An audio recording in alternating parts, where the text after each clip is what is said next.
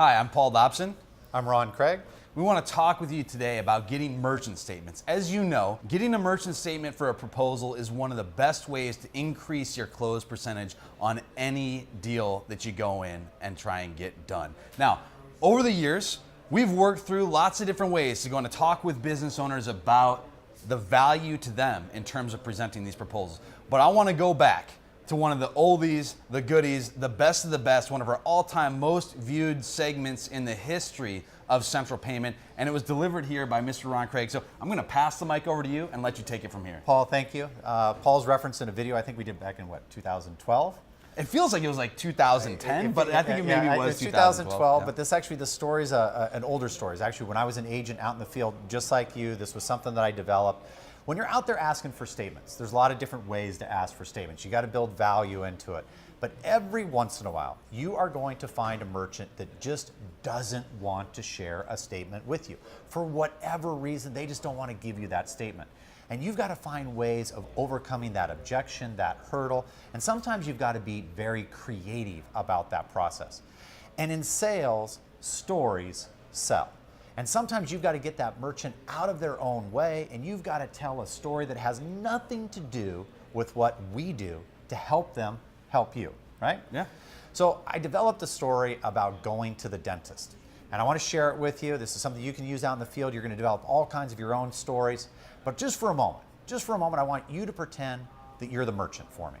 And I want you to pretend that you're that merchant that doesn't want to give me that statement. So now I want you to pretend that you are my dentist. You're my dentist. It's Monday morning. I come into your office. I don't even have an appointment. The entire right side of my face is swollen up. I am in pain. I am in tears. And being a good doctor, you see me. You see that I'm in tears. You get me in front of all the other patients that are there. You bring me in the back. You put me in your really nice dentist chair. You lean back that chair. You open up my mouth. Now, do you grab a drill and start drilling, or do you take an x-ray? Answer that question for yourself. Merchant will answer 100% of the time, I take an x-ray. Well, you know what, Mr. Merchant? That's exactly what your statement is. It's a snapshot. It's an x-ray of your business. It lets me know what, if anything, needs to be worked on in your business. This is your livelihood. This is your money.